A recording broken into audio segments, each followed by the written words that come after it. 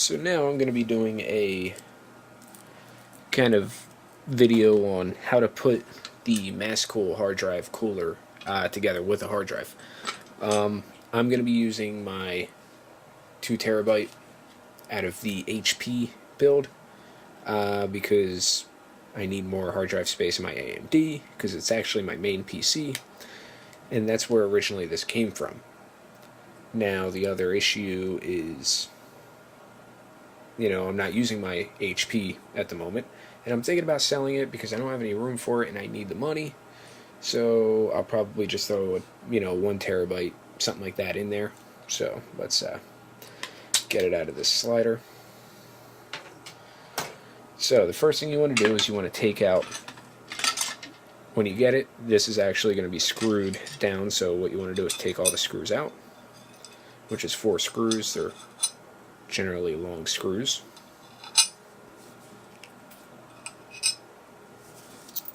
So you get all 4 screws out. Put that top plate aside. Now what you want to do is you want to get your hard drive right here and put it so your connections are going to be going towards the back, away from the front of it. There's actually rubber pieces right here. So you want to line up the screw holes with these rubber pieces. So what you want to do is just roughly line it up by eye. And let's see if you can see that.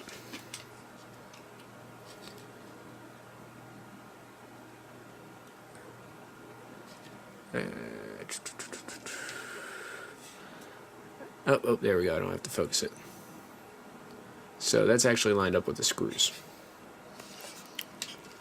So what you're going to want to do is, this kit actually comes with these screws that have a long spacer kind of per se to them. And that's what you're going to use because it's going to go through the long rubber spacer and thread right into the hard drive. So I'd recommend using a standard Phillips head for it. Don't use any power things, something that you can actually get in there easily by hand. Alright, so that's in. Alright, and basically you do that for all 4 screws. Very simple. Very easy to do. When you have all 4 in, which I already have 2 in,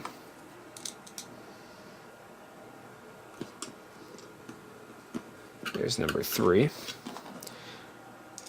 and number 4 is in. So once you have all 4 in, just snug them up. You don't have to overly crank them, just like any part, even on cars, computers, anything. You don't have to fucking crank them on. There you go. So now the hard drive is mounted down, as you can see. So the next thing you want to do is now you want to get the top piece. And this top piece doesn't have to go on, alright?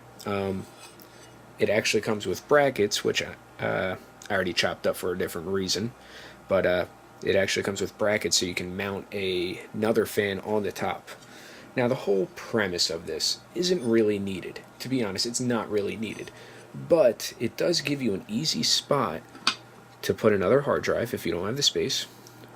Or if you just want to add something to your computer that, looks kind of cool. So next, what you want to do is you want to get your screws back through here if you're just using it without any extra fans. Now there's a post that the screws go into. You kind of have to wiggle around to find it or peek through. Let me see if I can see it on camera. The screw goes into a little post in there. You can't really see it. But if you watched any of my other videos putting things together, I like to make sure everything's starting to thread before I screw anything down. Well, on this one you can actually see. If you're not looking down the side or anything, you don't know exactly where it's at. You want to line it up with the post. Alright, so that one's threaded in. And you want to do that to all 4 screws.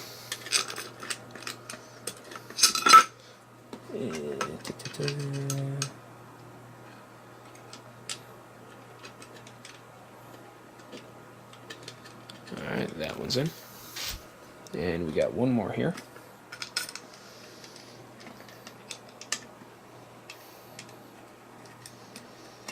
Okay, now once again my lovely disclaimer.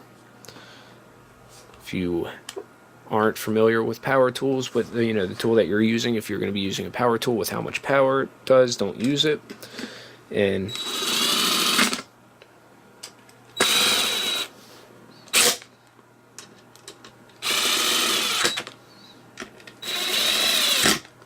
there we go. The top heatsink thing is on, and that's what it looks like out of the back. Now the computer that I'm putting it in technically doesn't have another spot that I can screw this to, but I'll show you what I did. So I will be right back at the computer.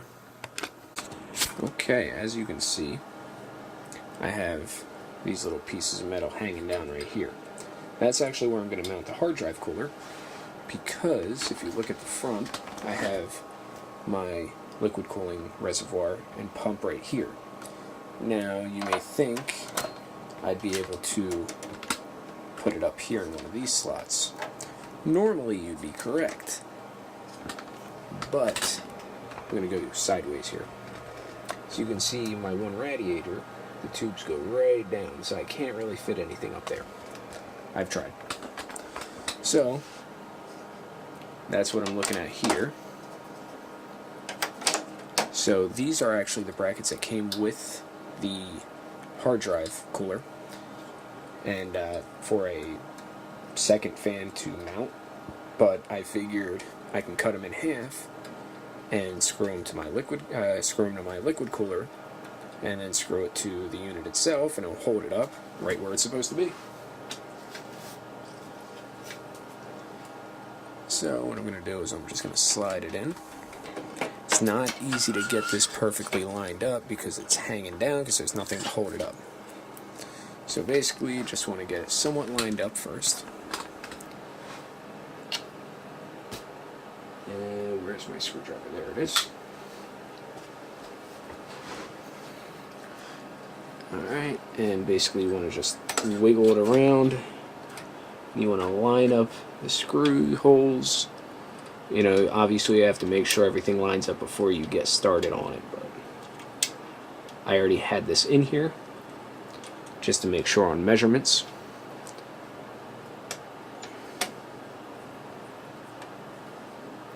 Actually, you know what? I'm going to use something else.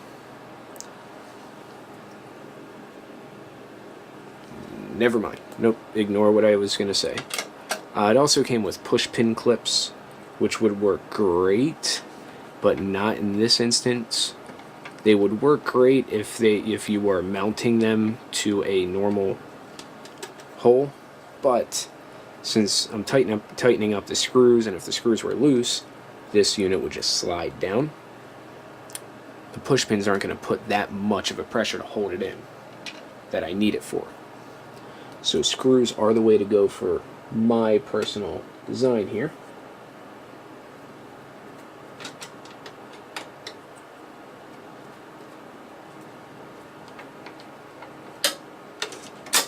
And I am dealing with some issues here.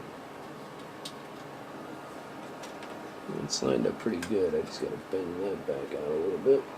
There we go. It's not a perfect setup, but it definitely gets the job done.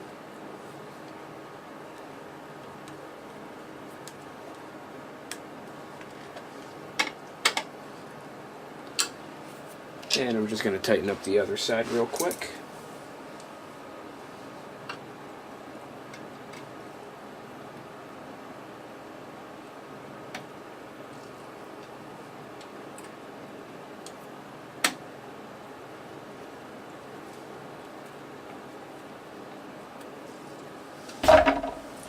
Ow, I just hit my head on the bottom of the computer desk tray. And it looks like I lost a screw, but that's fine for now, because I'm just going to do a demo. But I will snug up all these screws real quick.